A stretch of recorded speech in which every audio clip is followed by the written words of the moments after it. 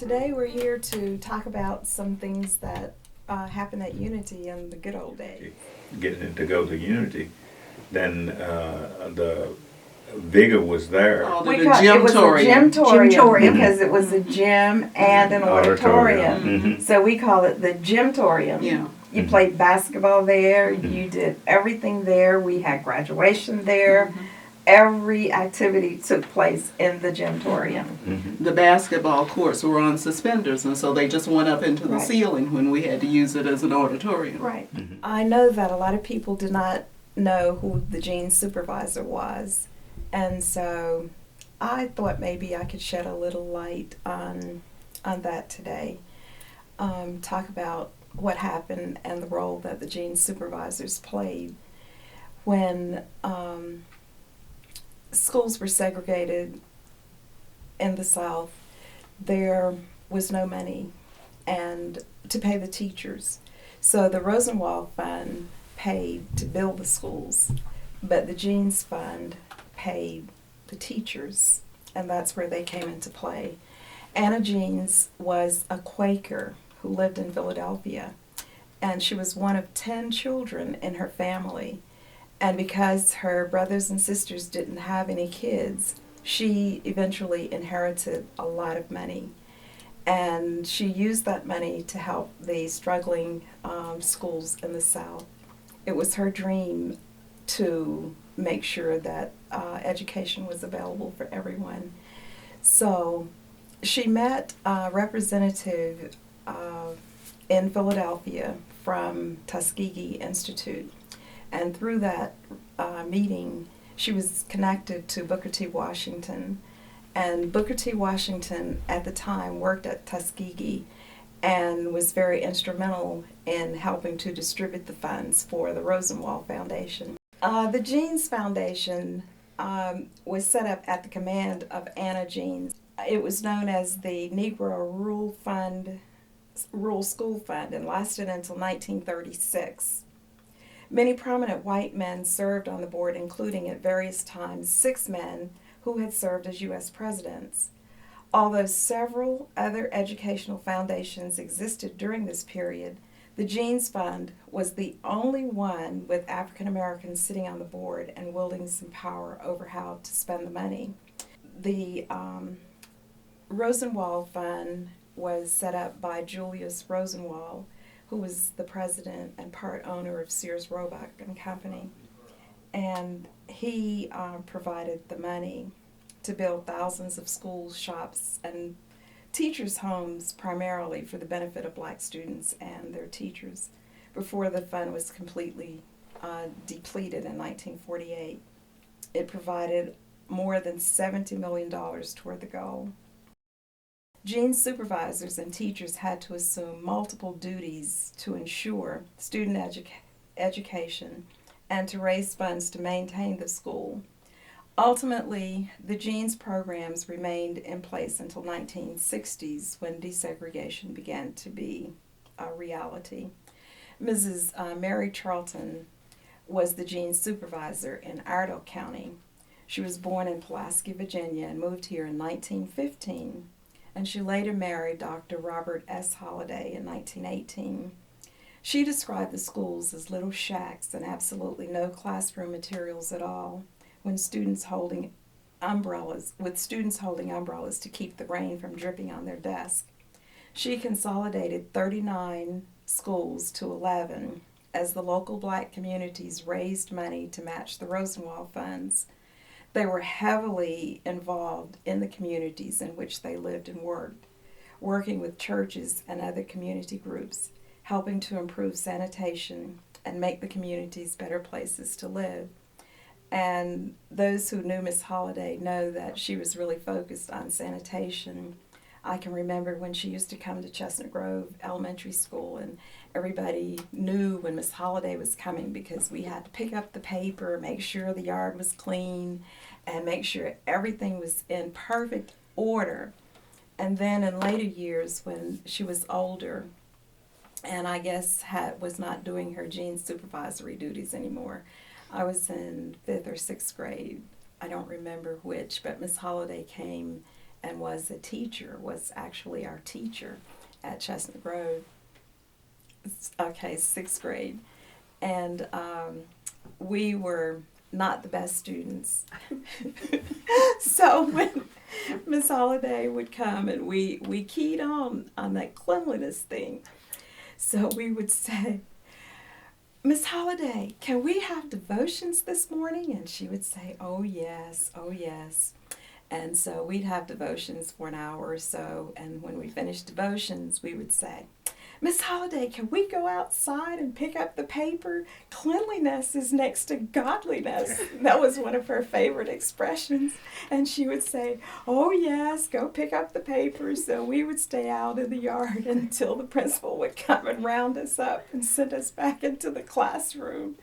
But aside from that, before that, she did work with the adults in the community and help them learn how to can, I suppose, and take care of things, because the Rosenwald Foundation was really strict on how the schools were built, and the schools had to meet certain standards, and one of those standards was that you had to have at least 5 acres of land to build the schools, so that you had enough space to build the school and have a garden. And as part of that garden, the girls learned to can.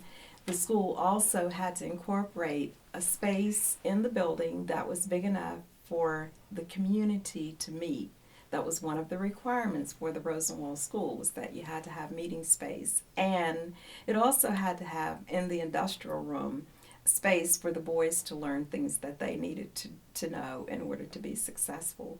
So the Rosenwald schools were really well thought out as far as the plan and design of the building. The communities had to raise matching funds, and it was said that when Miss Holliday came to Iredell County, it was like a fever, and every community was so eager to raise those funds so that they would have the matching funds to build their school in their community. And so that's what we did. In Iredell County, there were Rosenwald schools. I had the names, but I don't remember all of them right now. But we went to elementary school to the little Rosenwald schools, and then when we became students at Unity, we were bused from all over the county to Unity. That's, I suppose, why it was named Unity, because it united all the kids in the county. So kids came from Scotts, from Houstonville, from Amity Hill, from Chestnut Grove, all the schools, so that we could have a high school education.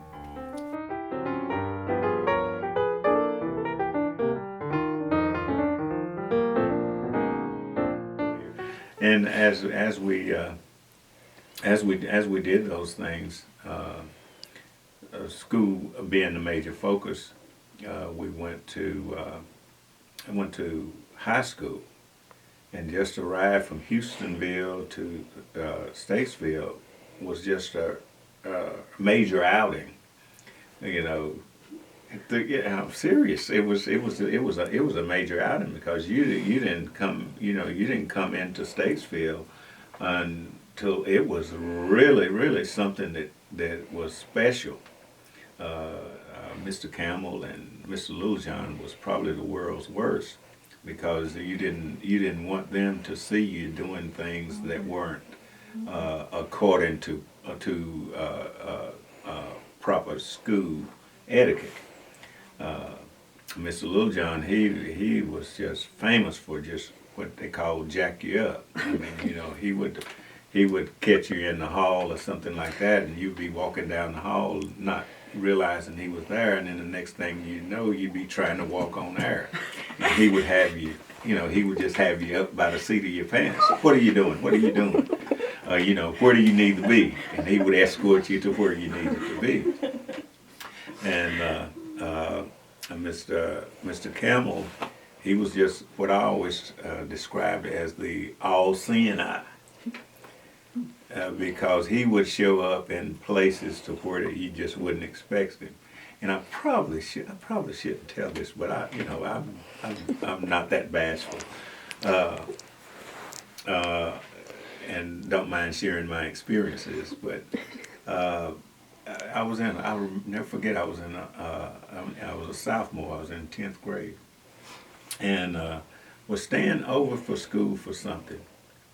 And I was out on the far edge of the school property. And of course there were girls that lived in the community, and we were down there under a tree and talking. And so me, getting a little fresh, and we both, and so we decided to give each other a kiss. And Mr. Campbell, I don't know where he come from, but he was right on it. He says, Gaither, what are you doing? Says, you get over here. Out here kissing. What do you think this is? And he scolded me for that.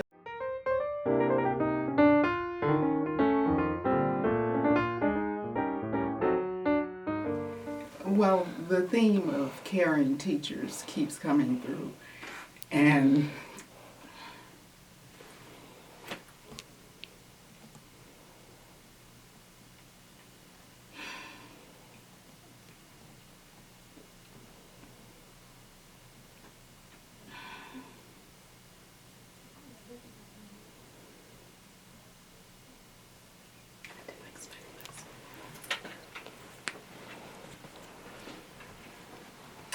that is absolutely true. The teachers, first of all, Mr. Campbell tried to set Unity up so that whatever you chose to do with your life, that Unity would be a stepping stone for that. If you wanted to go to college, he tried to set things up so that you had some training in math. Certainly it was not as much as you would have gotten if you had been at Statesville Senior High, which had much more funding than we did and all of that sort of thing. But we had geometry courses which had not been taught there before. He made sure that we got math. He made sure that we got sciences. We had chemistry. We had physics. He made sure that we got courses that we just had not had before. So if somebody wanted to go to college, their high school transcript would get them there if they put in the work at Unity. It was Miss Booker, of course, and Miss Hudson. They were great instructors. Miss Thomas in biology, she was just awesome. I hated biology, but she insisted that I learned it. All of our teachers at Unity had very, very high expectations for us. Mm-hmm. And you couldn't get away with anything at all without their knowing it, like Alton said. But I remember our home economics teacher was Miss Spicer. And I did okay in home economics because my grandmother had taught me how to sew before I went. That was one of the subjects that we had to do. Everybody had to make something. We actually had to use a sewing machine and sew, unlike they do nowadays with the computer. So I did fairly well in home economics class, but some of the other girls had a really, really hard time trying to sew a straight seam, and they would have to rip their seams out and redo their seams and rip them out and redo them. So there were times when Miss Spicer would get really frustrated, and the favorite thing she would say was, girls, stop, let's have prayer.